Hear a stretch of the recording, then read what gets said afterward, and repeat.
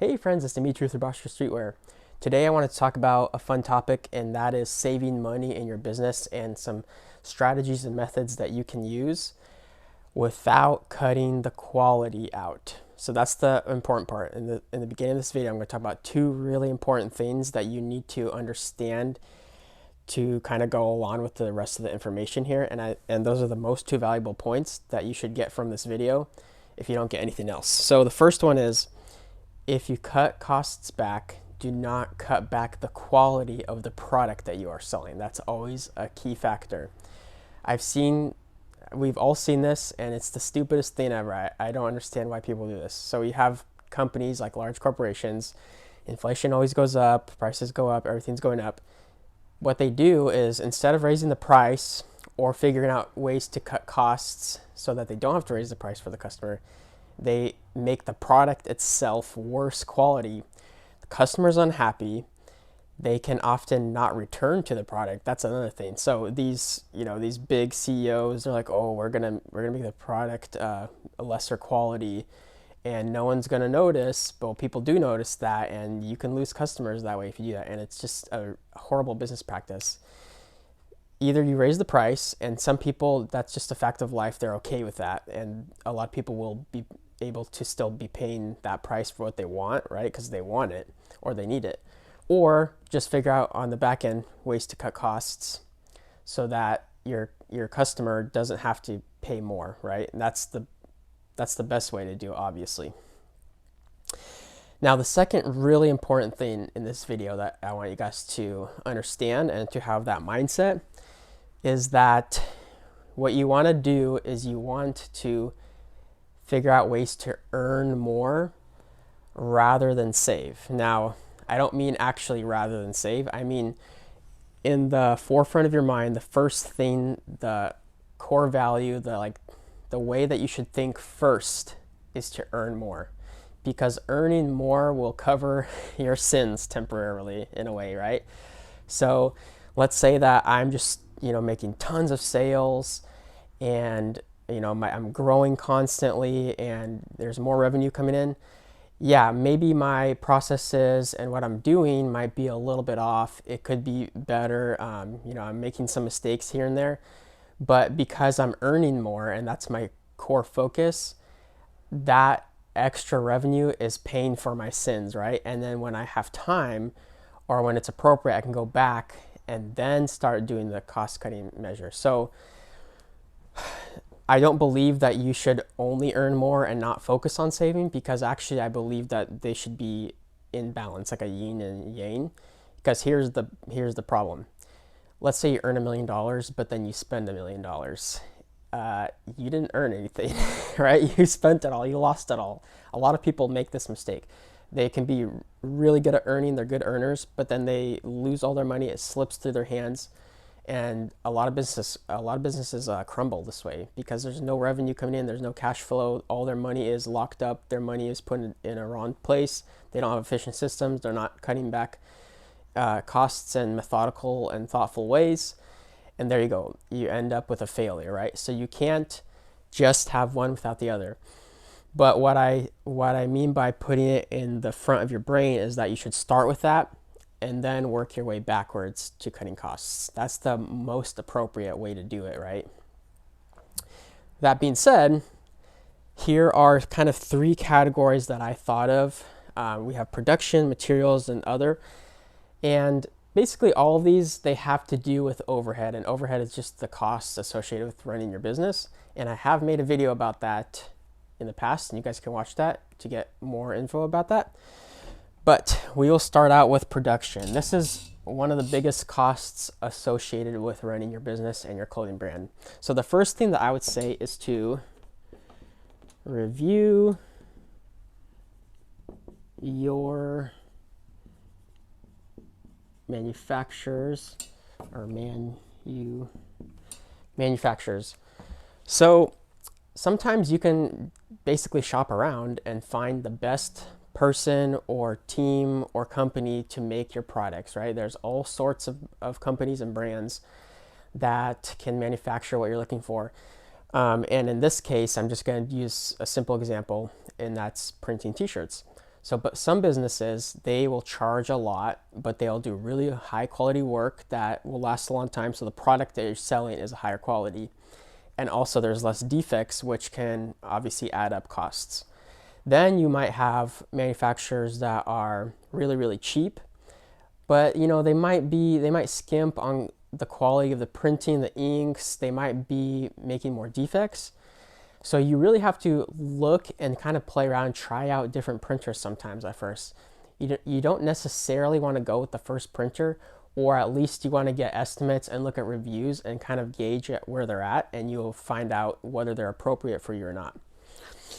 You also might be in a position where you do have a good printer, but they could be better, and you're like, okay, this year I'm going to review printers. I'm going to get a backup printer. That's always a thing I suggest you do, and I have one as well. And basically they're like, all right, let's go see what kind of, if there's new businesses, if I could try do like a t-shirt run with another business, see how they perform, and you can compare and contrast. And in that case, they're also, if it's a new year and you're kind of reviewing your manufacturers, you could very well stumble across a new business that has an edge. Almost every business, the way that they are gathering customers and they're becoming successful is they have an edge. Every business has something that they're really good at, that they focus on to get customers, right? You might have a startup printer that they're really reliable, they're focused, they have all their processes down, so they're not having so much waste in their company, and that's why they can charge less than other printers. And on top of all of that, if they're super focused and efficient, like I said, they will probably be printing at a higher level, higher quality. So that's something that could definitely happen to you, and you can definitely find a printer that's more low key, maybe not that many people know about them, and they're just dying to get more work and more clients, and that could be, and they have lower prices. That could definitely happen. That actually did happen to me in a way, because when I started out, I kind of was going and using different printers, different embroidery places, and then I kind of found and settled on the one that I liked. But even then, after all of that, like a couple of years down the road, I did go ahead and review printers, and then I was like, all right, I'm gonna just throw out a quote or send out a file to this printer, see what they will charge. And I was just shocked. I was like, they're charging like 30 or 40% more than the printers I already had. And I was like, see, well, maybe I don't need to get a new printer this time, or there isn't one available that will work for my situation, right? But I did go ahead and find a backup printer that I use now, and they are working on lots of more projects because my business has been scaling a lot. So that's definitely something that you want to do. Another thing that you can do is review inventory. So what do I mean by that? There's two types of ways that you can basically create and house inventory, and that is JIT system, just in time. I mentioned this in videos before. This is where you are basically printing stuff and making stuff as orders come in. This is a gold standard. This is, the best way to do it in an ideal situation, but you can't always have that depending on what kind of situation you're in, right? If you want to do this method, typically you might be basically making it yourself. So let's say that you got lucky and you had investments and people that helped you, and you got machines, like let's say you got an embroidery machine, let's say you got a screen press, and you are ready to go. You're like, okay, I'm gonna start my clothing brand because I can manufacture this myself. That is definitely a system that you can use to save a lot of money, because you're not paying another manufacturer to make it yourself, right? And if you have, everything set up well and you know how to do it in a quality manner, you can definitely save a lot of money doing it yourself. And you will save on inventory costs, because you're not having to pile up and buy tons of inventory, which is difficult to manage sometimes, and it costs more to manage it. So if you are making just-in-time products, you could have a very small area of space that's needed for that, and you don't have to have like a big warehouse or something like that, which is something I'll mention later in the video. The other way that you can do inventory is basically you are just housing inventory.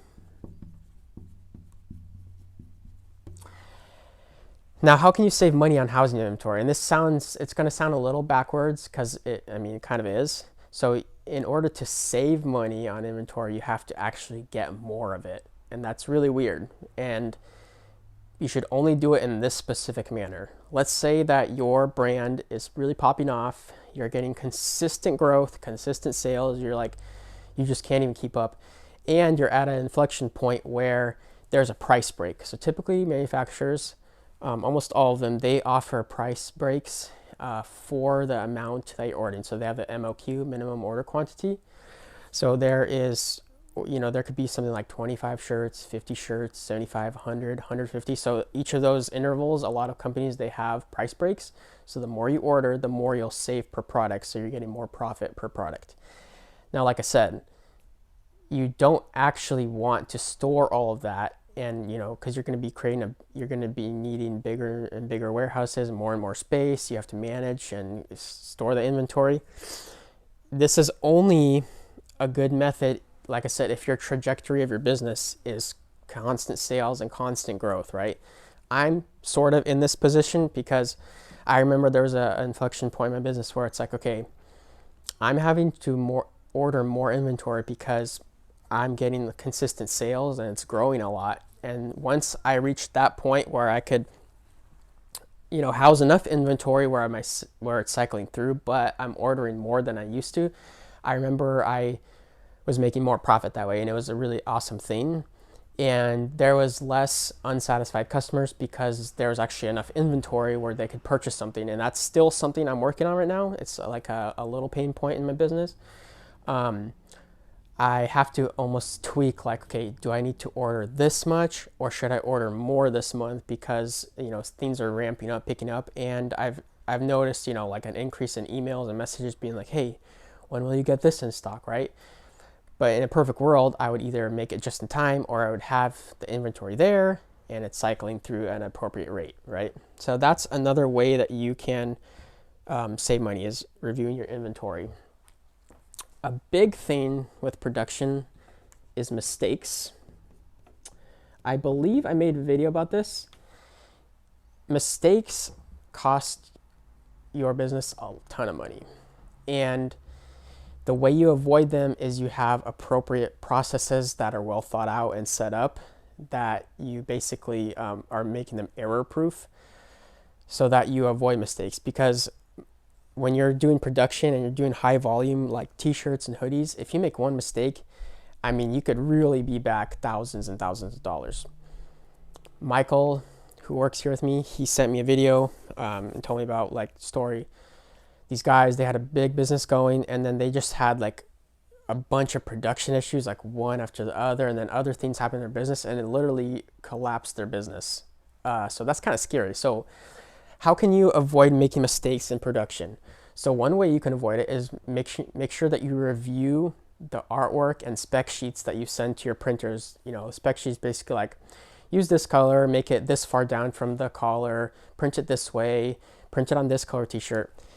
Let's say that you sent that out and it's like, oh shoot, I misspelled a word, or oh, I made the wrong color t-shirt and I made pre-orders and people ordered this blue t-shirt, but I ordered this black t-shirt, right? And now I have to go refund those customers or ask them if they want this, and they might be satisfied. So like this whole cycle of crap happens when you're doing that, right? Mistakes really, really cost you money. And one other mistake that you might happen, because we're going to transition to here, is a fulfillment mistake.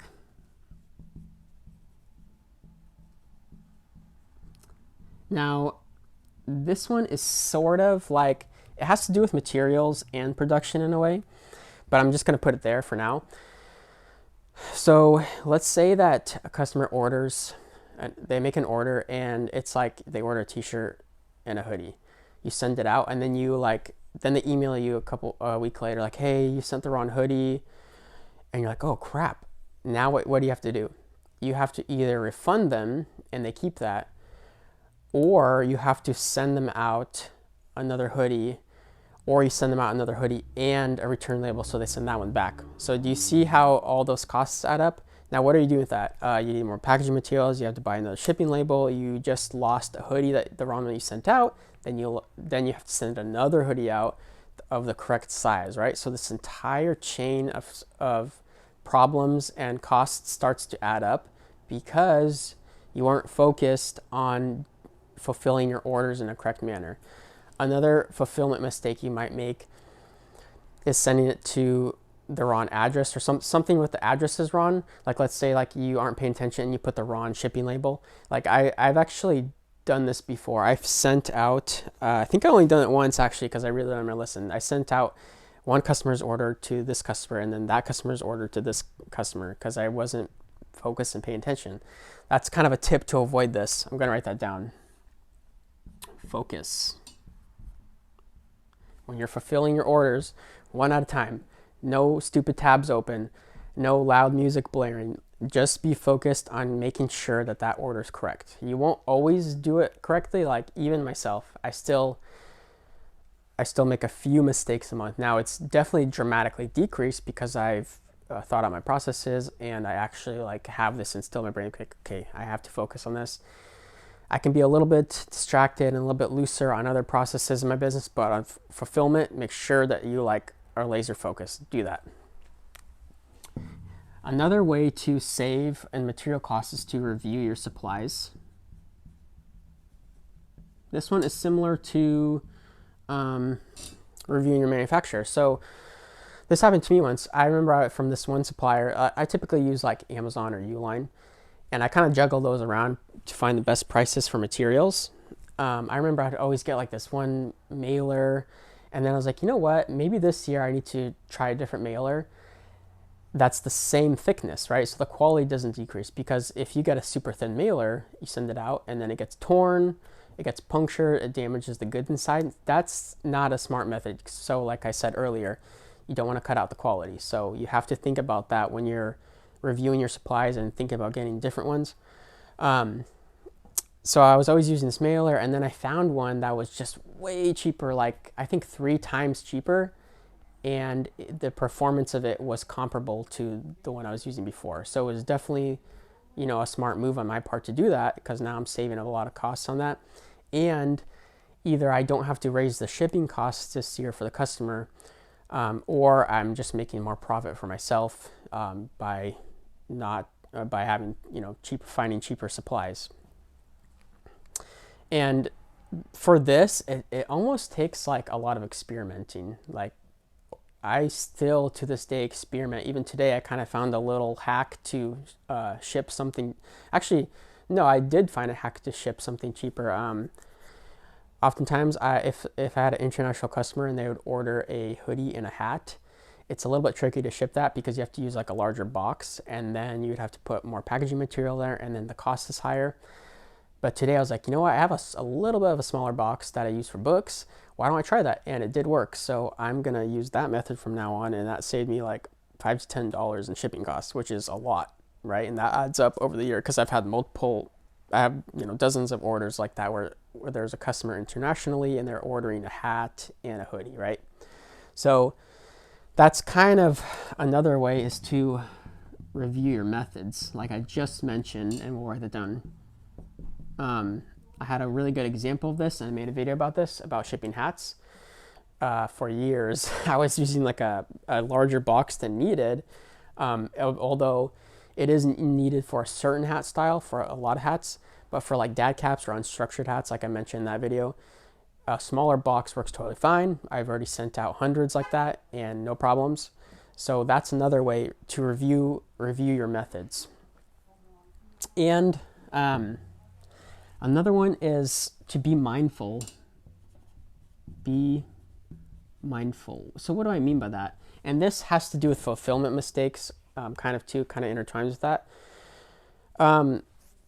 Don't think through the way you're packaging and shipping stuff, right? So let's say that you are packaging something and you're using it too big of a box. Not only will the shipping costs be more, right? But also you're just using more packaging material to get everything together in that box, right? If it's not needed. Or, like you're using a bigger mailer than needed for your product. I see this a lot. I don't know why. It's just weird to me. I've seen so many brands. I order something that's not really big, and they put it in a huge like shipping bag, and they kind of just wrap it through and then seal it. But that's like a lot of money left on the table. They just buy one standard bag, but I think that's dumb because you don't need to, and you're just wasting money doing that. Use an appropriate bag. That's what I mean by being mindful. Think through stuff.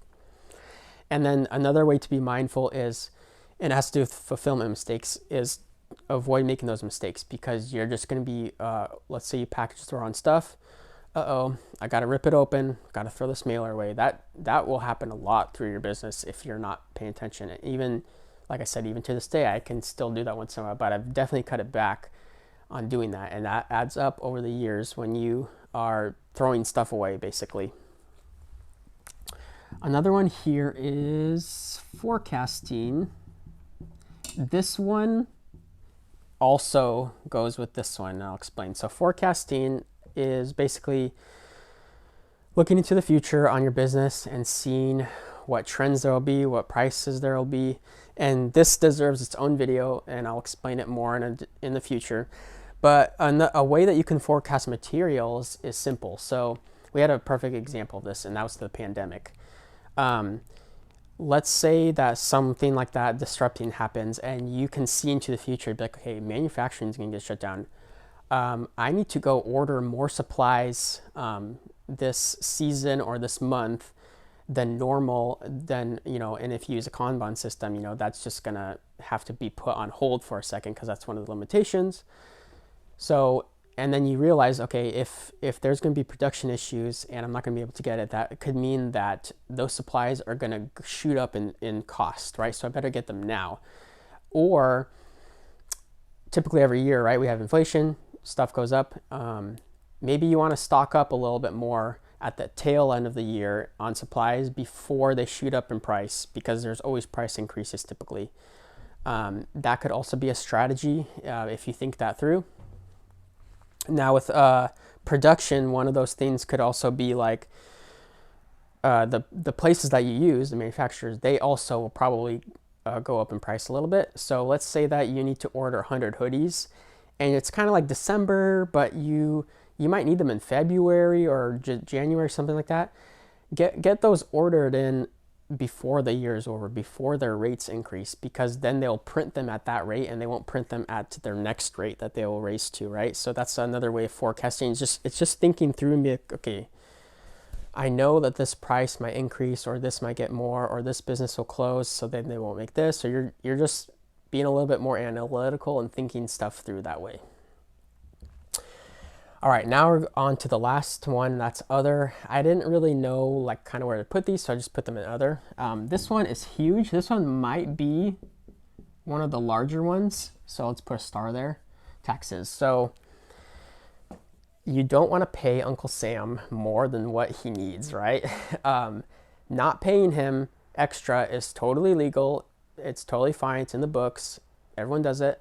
Try to make your taxes go down. And how you do that is by finding off everything that you can write off legally. And like I said, legally. And also, I'm not giving you financial advice. This is just my opinion. This is just what I do. So find out exactly what you can cut out so you're paying taxes less. Maybe that means you need to get a CPA, or you need to really sit down and learn yourself, just basic tax code, and kind of review also like a lot of reviewing supplies and reviewing your manufacturer, review taxes, because the tax code changes every year. So there might be new write-offs that you can use. There might be old ones that you can't anymore. So really think that through, and you can save literally thousands and thousands of dollars by doing that in an appropriate fashion. Another one that's kind of fun is using, I spelled using wrong, sorry. Using space. So this might work for you if you are in a transitory state and you're like, okay, we have a huge warehouse, but we're only using half of it. Maybe we should literally move into a smaller space, because one opened up and it's like $500, $1,000 less in overhead and paying for that rent. That would be a really smart thing to do, right? Move into a smaller warehouse, set everything up very efficiently, and pack it in a way like use wall space more than floor space. you can save thousands and thousands of dollars over the year doing that, right? On the flip side, you also might be in a pickle where, and I'm kind of getting into that point where this space is becoming too small because I have future goals and things that I want to do with it. You also might be losing money in a way by your production and efficiency. So if you're in a space that's too cramped, you're just going to be losing valuable time. Your employees won't be working as effectively and as efficiently. Other processes might be not as effective. I'll give you an example. Here in this office, I have really low rent. It's a really great space, but one of the things that's not efficient is that I can't get deliveries here because the way it's set up doesn't work for that. So I can't have big trucks coming here unloading stuff. If I had a bigger place, like more of like a warehouse kind of space, I would save on time and gas, having to, go home or go somewhere else to grab all that stuff, and it could be delivered right to the door, right to the garage, right? So that's like a small way. But mostly it has to do with like your effectiveness and efficiency of how you run the space. Because let's say you need to have a ton of time to set up something because you don't have the space for it, right? Like, for instance, I'll give you a perfect example. I have my photo room back there. I have a whole room dedicated to that. If I didn't have that room, I would have to literally set up a lot of that stuff every time I want to take a photo, and that is basically wasting time, and time equals money in a sense, because if you have to pay someone to do that, or you're doing it yourself and you're not doing other valuable tasks, you're losing money in that way. And then the last one is employee